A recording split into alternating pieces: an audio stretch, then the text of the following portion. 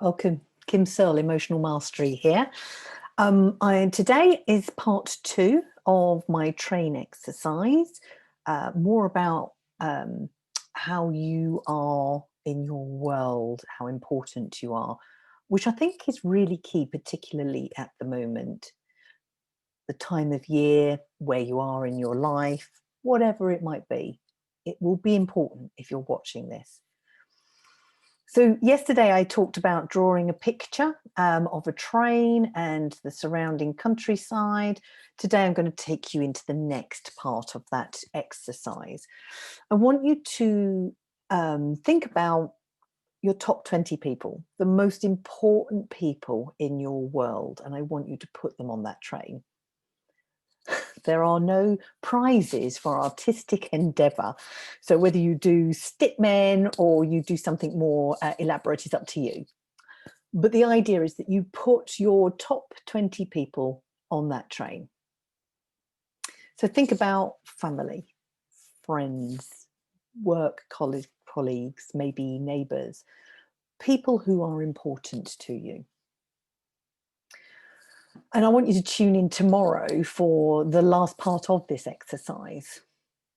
But before I finish there, I want to just share with you something I've learned on my own journey through life, and one which you may or may not know, I don't know, is that we become like the 5 people we spend the most time with. I just want you to think about that for a moment. We become like the 5 people we spend the most time with. Now, that's not to say that that's if they're not the sort of people you want to be, that doesn't mean to say you don't love them.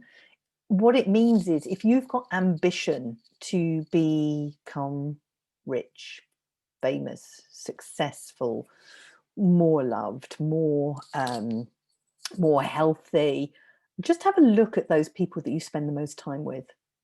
For those who are working, I would definitely take a very close look at this, because that's possibly where you do spend most of your time. Let's face it, until lockdown, that was where we were spent most time. And when you look around you, have a look and see how much you've become like those around you. And that's okay. But if you're wanting to step up, step out, be different, do more, then the time is to think about who you're spending your time with. And one of the good ways of doing this is to start to think about who you know who is more like you want to be. So a long time ago, I wanted to become more spiritual.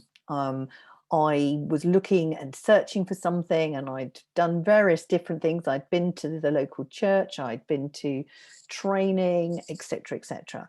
But spirituality was very much there. And I did a number of different courses around spirituality. And this was more about self-awareness, spirituality. It's about tuning in to your own innate wisdom. And it's there. And I found that through mixing with these people, I could take on some of their ideas. I could develop who I was and how I was being. We are natural imitators. Just look at children. How are they learning? They're looking at us as adults. They're looking at the people around them. How do they behave? What do they do? Because they know no different.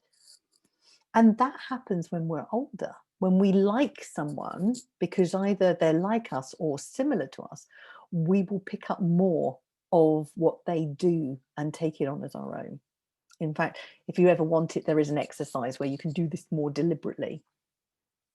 But I want you to think about, where do these people hang out? How can you spend more time with those people who will help you on your own life's journey? Be it that you want to just do personal development, be it that you want to do better in your work, get promotion, maybe you want a better love life. You might want to mix with people who are happily married. Do you understand what I'm saying?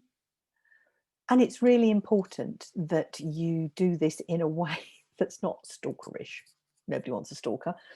But the more you hang out with these people, the more that you can start to just mirror what they're doing and learn by osmosis, if you like. How amazing is that? So here's an example from my own story again, is that I want to be a successful businesswoman. And one of the ways I can do that is networking. So I do a range of business networking, and it's really important to me. I am now meeting some incredible people. Some people are, going to be just people I can talk to. Others are actually going to become more valuable in terms of they're either a supplier or a client or a mentor. Because let's face it, we all need somebody. So who do you want to become is what I'm asking you. And if the people you are with, the 5 key people that you are with, are not necessarily reflecting where you want to be, that's okay. They are your loved ones, you keep them close.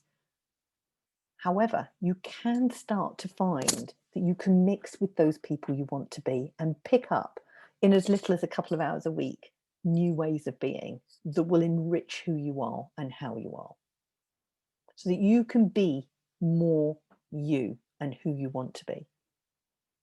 Tune in tomorrow for the remaining part of this exercise. Let's see how that goes. Kim Searle, Emotional Mastery. Thank you so much for listening.